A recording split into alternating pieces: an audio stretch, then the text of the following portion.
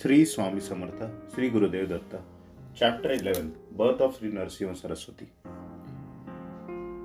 An account of Brahmani has given in the 8th chapter. She was worshipping Sri Shankar devotedly in the evening on Shani Pradosh, 12th day of fortnight falling on Saturday.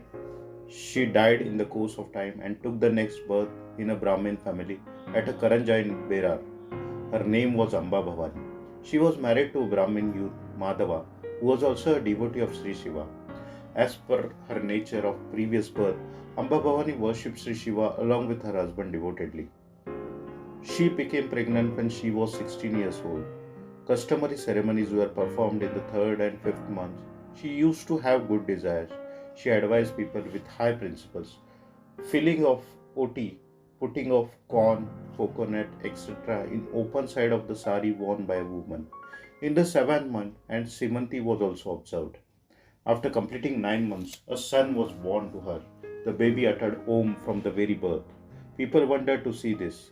The astrologers foretold, he will be a great ascetic and Jagat Guru. He will not marry, but will be known and revered all over the earth. Being an incarnation of God, he will wipe off all your miseries and fulfill your desires. The parents of the child were very much pleased to heard this, and they gave money and clothes to the Brahmins. In order that the baby may not suffer from the evil of fire on any person, lemon and salt were waved on him and thrown away. He was named Shaligram Dev, but his pet name was Narhari. He was later publicly known as Narasimha Saraswati. One day Amba told her husband that there was not sufficient milk on her breast for their baby. So let us have a feeding nurse or a sheep. Hearing this, the baby smiled and just touched the right pap of its mother. Immediately milk sprang out in 32 teats and her clothes became wet. Knowing thus that the baby was an incarnation of God, the parents bowed to him. The mother put the baby in a cradle and sang lullaby songs. But the baby would prefer to lay down on the floor and play cheerfully. The child became 1 year old, but it did not utter any other word except Om.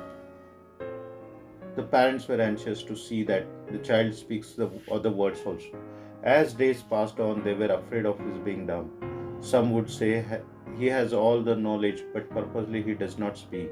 The child becomes 7 years old. The parents could not know how to celebrate his thread ceremony. As they were Brahmins, the thread ceremony was most essential. They worshipped Gauri, observed Pradosh and other fasts, but they were of no avail. They were now anxious to know how to make the child recite Gayatri Mantra, the mantra in a prayer of the sun god, which a Brahmin boy learns at the time of his thread ceremony. Seeing the parents in a dejected mood, the son would approach them and try to console them. Once he held an iron bar in his hand, and instantly it was turned into a gold bar. Seeing this, the parents were astonished. They gave him some more iron, and that too was turned into gold. Then the parents asked the son when and how he would speak.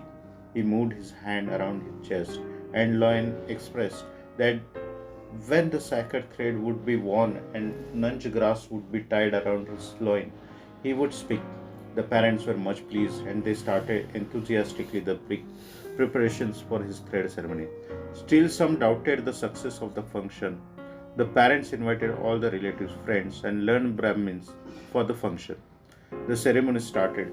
On the first day, chawl, shaving the hair on the head, and dinner took place. The next day, after the bath of the boy, the sacred thread was put on his left shoulder. The boy dined with his mother and other boys of his age. The father then uttered Gayatri Mantra. In the ears of the boy, Narhari, who recited it in his mind. The mother then came with alms. After offering the first alms, the mother asked the boy to recite Rig Veda, the first of the 4 Vedas. Narhari recited Agni Vile, etc. After giving the second alms, the mother asked Narhari to recite Yajurveda. Narhari recited Yajurveda Ishetva, etc. After the third alms, Narhari recited Agni Ayahi from Samveda, the third Veda. Thus people realized that Narhari had the knowledge of all Vedas, and they all bowed to him with reverence. Narhari then said to his mother, "You have asked me to beg for alms. I would therefore live on begging. So allow me to go to visit the holy places. Hearing this, the parents were much aggrieved. The mother fell on the ground, senseless. After recouping the said, we expected that you would take out care.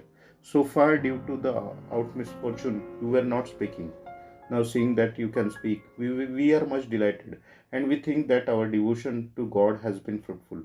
But now you are talking of leaving us, and this makes us very uneasy.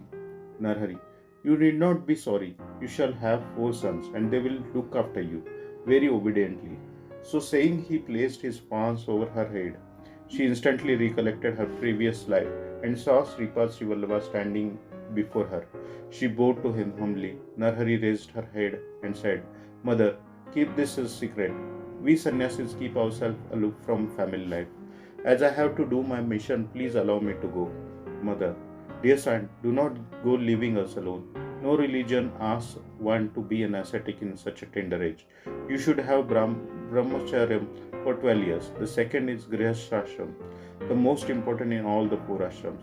After going through the third ashram, that is vanapastrashram, one becomes liable for the fourth ashram, which is sannyas ashram. So says the Shastras, so study Vedas in Brahmacharya ashram. Later on, get yourself married and have the pleasures of the family life. Then perform sacrifices and therefore become a sannyasi. But it is not desirable to be sannyasi in the childhood. Sri Swami Siddhartha, Sri Gurudeva Datta.